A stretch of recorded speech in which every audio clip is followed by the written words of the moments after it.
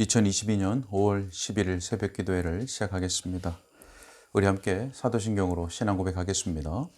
전능하사 천지를 만드신 하나님 아버지를 내가 믿사오며 그 외아들 우리 주 예수 그리스도를 믿사오니 이는 성령으로 잉태하사 동정녀 마리아에게 나시고 본디오 빌라도에게 고난을 받으사 십자가에 못 박혀 죽으시고 장사한 지 사흘 만에 죽은 자 가운데서 다시 살아나시며 하늘에 오르사 전능하신 하나님 우편에 앉아 계시다가 저리로서 산자와 죽은 자를 심판하러 오시리라. 성령을 믿사오며 거룩한 공회와 성도가 서로 교통하는 것과 죄를 사하여 주시는 것과 몸이 다시 사는 것과 영원히 사는 것을 믿사옵나이다. 아멘. 우리 시편 찬송가 94장 함께 찬송하겠습니다. 시편 찬송가 94장, 시편 46편 1절로 7절의 말씀을 가사로 지어진 찬송입니다. 94장입니다. 하나님은 피난처요 나의 힘이시니 나의 환난 중에 만날 큰 도움이시라. 땅과 산이 흔들리어 크게 요동하며 바다 가운데 빠져도 두렵지 않으리. 시냇물이 흘러나와 지극히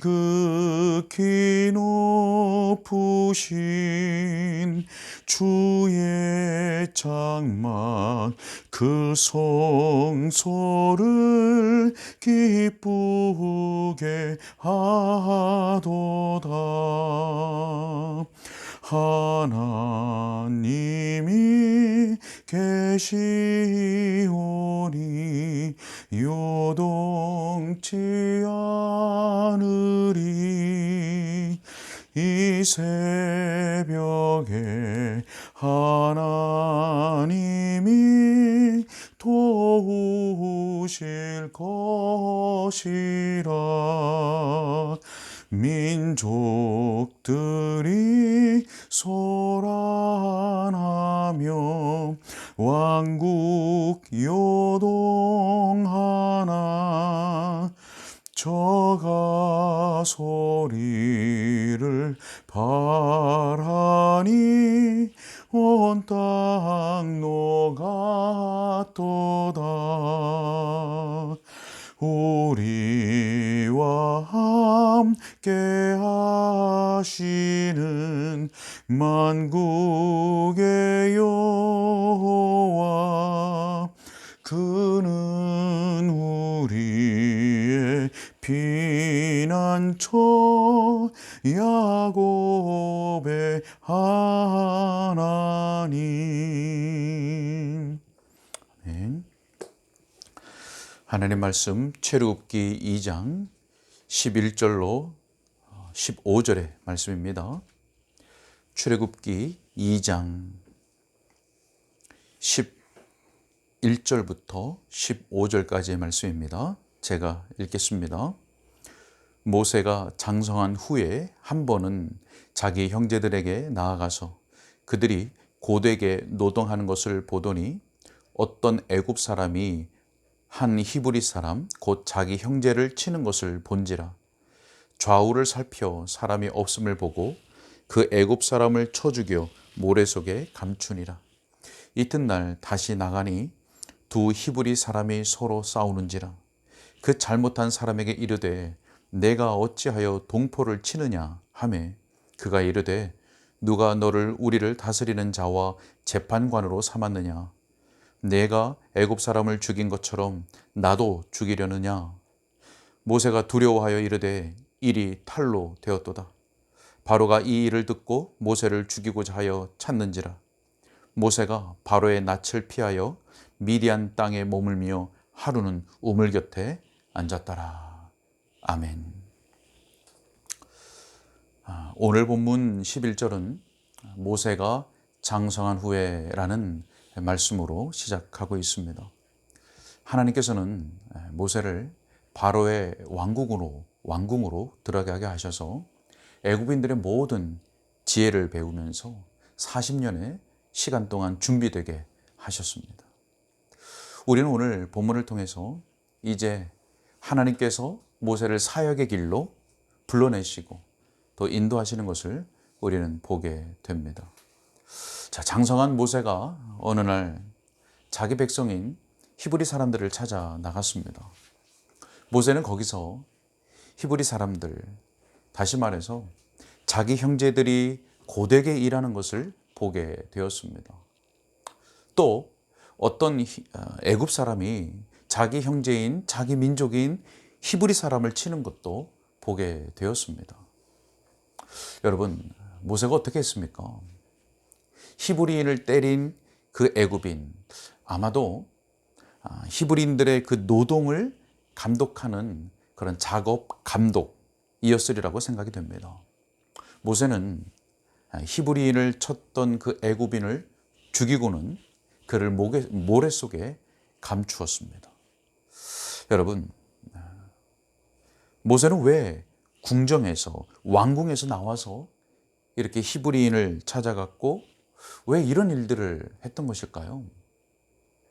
자, 오늘 본문을 우리에게 잘 설명해 주는 본문 중에 하나가 사도행전 7장입니다. 사도행전 7장 23절 말씀에 나이가 40이 되매 그 형제 이스라엘 자손을 돌볼 생각이 나더니 라고 말씀했습니다. 그 형제 이스라엘 자손을 돌볼 생각이 났다고 했습니다. 모세가 40이 되었을 때 자기 동족인 이스라엘 백성을 돌봐야 되겠다라고 하는 마음이 들었다는 것이죠. 자, 오늘 본문을 더 잘 설명해 주는 본문이 또 한 군데가 있습니다. 히브리서 11장 24절로 25절입니다. 이렇게 말씀합니다.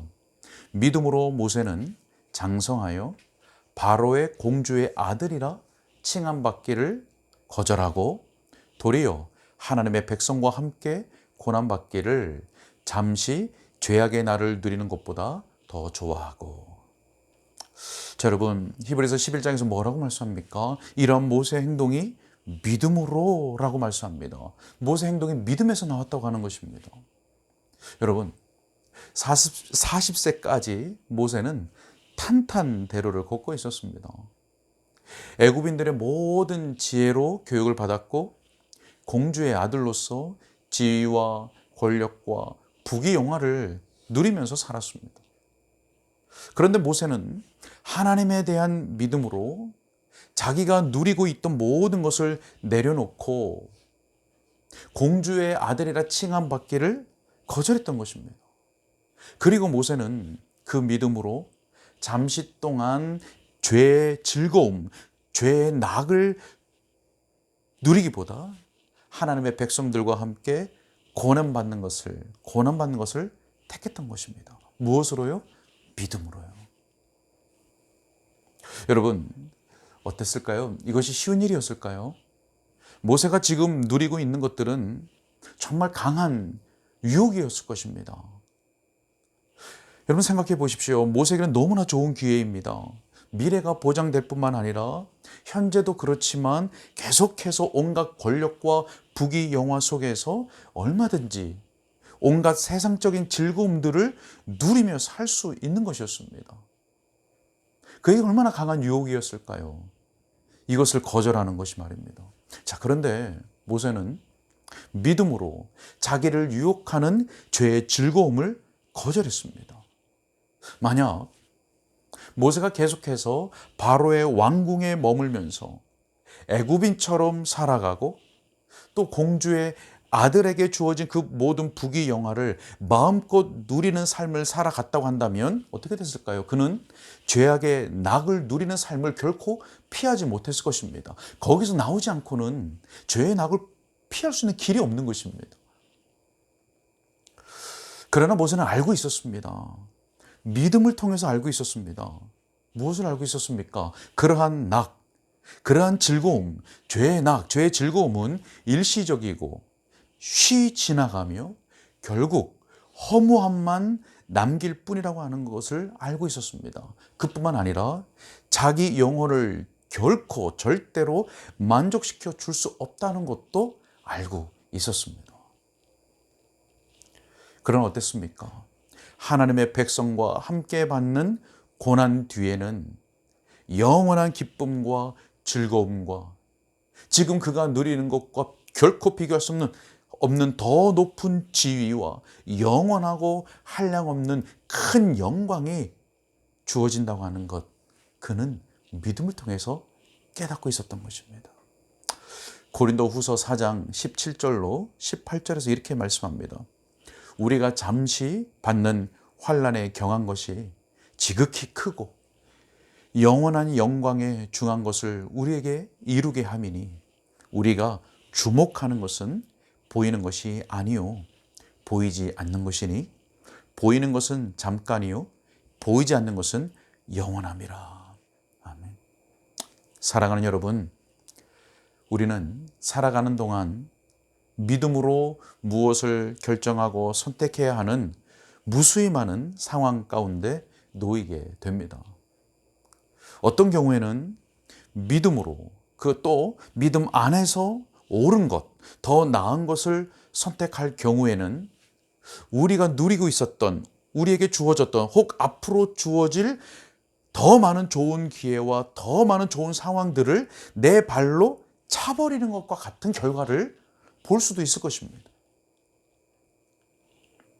딱 눈 감고 선택하면 좋은 기회와 좋은 상황들이 놓일 수 있는데 믿음으로 믿음 안에서 선택하다 보니 그것들을 발로 차버리는 것과 같은 결과를 볼 수도 있다는 것입니다.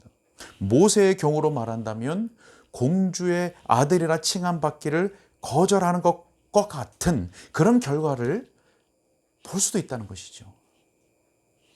여러분, 우리는 그러한 혼란스러운 상황 앞에서 이 말씀, 오늘의 말씀을 근거로 우리는 생각하고 점검해야 할 것입니다. 무엇을 점검합니까? 무엇을 생각합니까? 과연 지금 나의 이 선택이 결과적으로 나에게 죄의 낙을 누리게 하는 것인지 아니면 나의 영혼의 복과 유익을 가져다 주는 것인지를 생각하고 점검해야 하는 것입니다.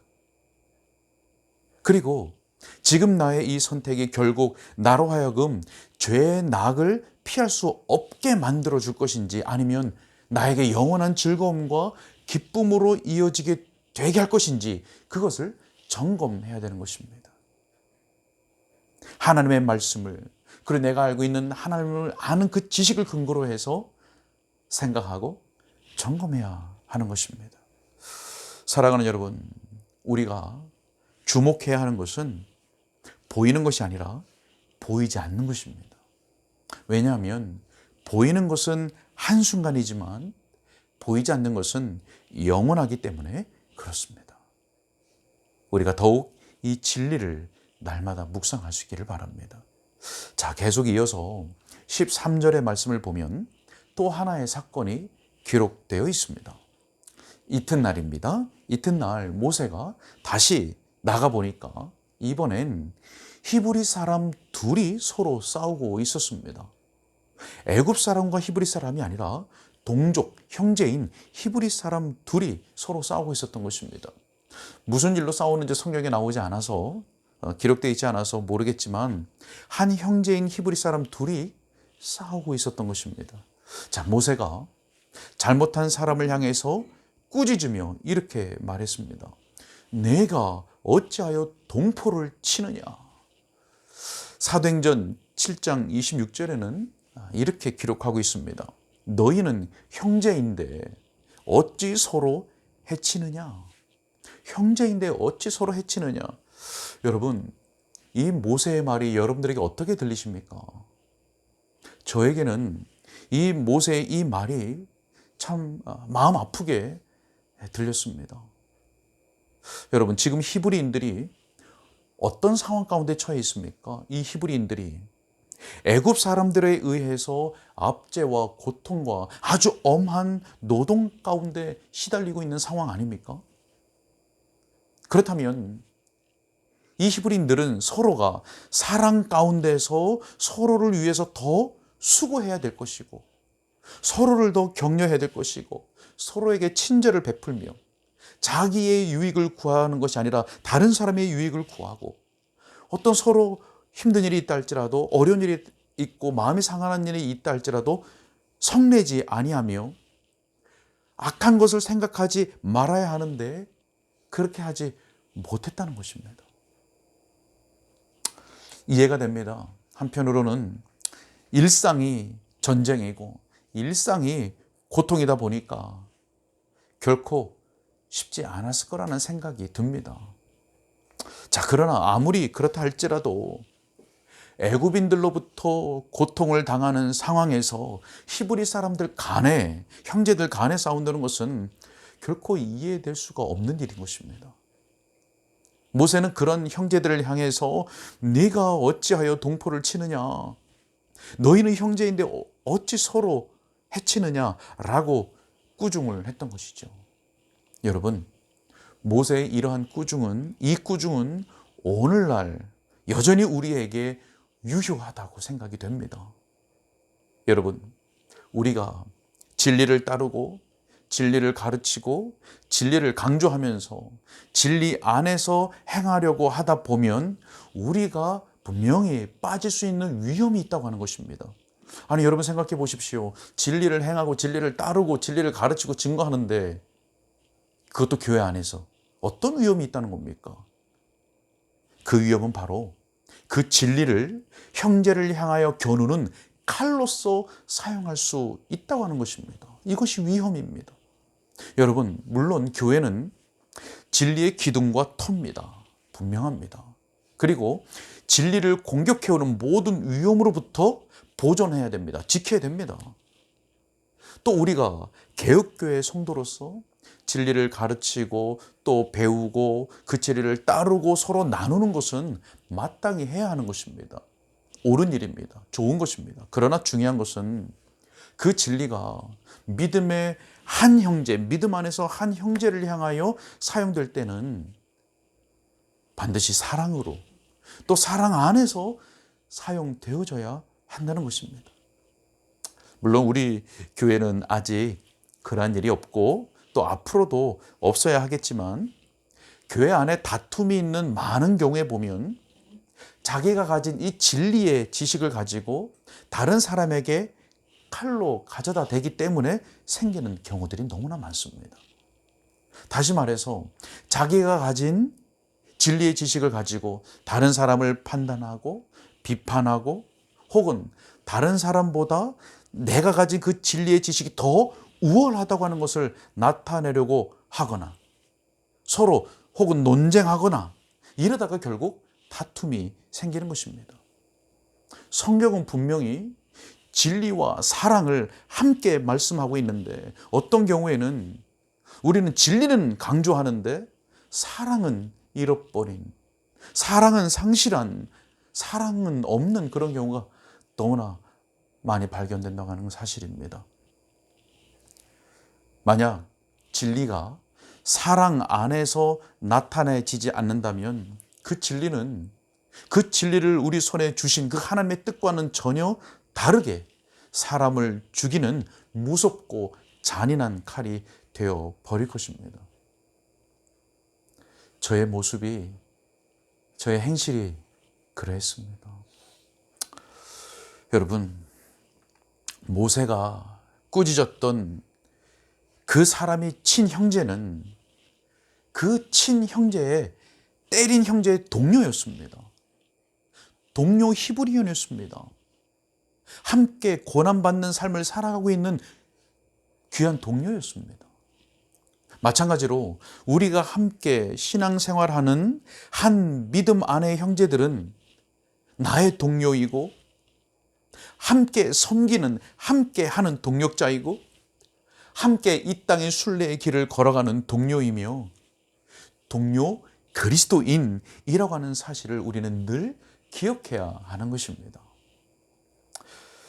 자, 여러분, 결국 어떻게 되었습니까? 모세의 꾸중을 들은 히브리 사람이 뭐라고 말했습니까? 아, 제가 깨닫지 못했었네요. 이렇게 대답했나요? 그렇지 않습니다. 안타깝게도 14절 말씀을 보니까 누가 너를 우리를 다스리는 자와 재판관으로 삼았느냐? 네가 애굽 사람을 죽인 것처럼 나도 죽이려느냐? 이렇게 얘기했습니다. 여러분, 모세는 이 말로 인해서 미디안 광야로 도망을 가게 됩니다. 물론 하나님의 섭리입니다. 하나님께서 모세를 미디안 광야로 보내신 것입니다. 모세에게 했던 그 히브리인의 그 말은 오히려 모세에게 유익한 일이 되었습니다. 자, 왜 그랬을까요? 자, 왜 그런가 하면 모세가 도망간 그 미디안 사람들은 아브라함의 자손이었습니다. 어땠을까요? 당연히 모세는 그곳에서 안정적이고 편안하게 정착하여 지낼 수가 있었던 것이죠. 자, 뿐만 아니라 이후에 출애굽하는 과정에서 이 지역을 지나가게 되는데 모세는 익숙했습니다. 왜요? 이곳에서 지내봤기 때문에 그렇습니다. 자, 분명 모세가 애굽을 떠나 미디안으로 들어가는 것은 하나님의 주권적인 섭리 가운데 일어난 것입니다. 여러분, 여기서 우리가 무엇을 생각할 수 있습니까? 하나님은 사소한 말다툼 같이 보이는 것들이 할지라도, 그러한 사건들, 그러한 상황, 그런 일들이 할지라도 하나님은 자기의 백성에게 유익이 되도록 그 상황을 친히 다스리신다라고 하는 사실입니다. 통제하신다라는 사실입니다. 여러분, 이 사실은 우리로 하여금 하나님 앞에서 두려운 마음을 갖게 하기도 하지만 오히려 그보다 더 크게 하나님을 향해서 더욱 굳센 믿음과 하나님을 향한 신뢰와 의지함을 갖게 하는 것입니다. 하나님의 백성된 우리의 안전이 보장되어 있구나라고 하는 담대함과 확신을 갖게 만드는 것입니다.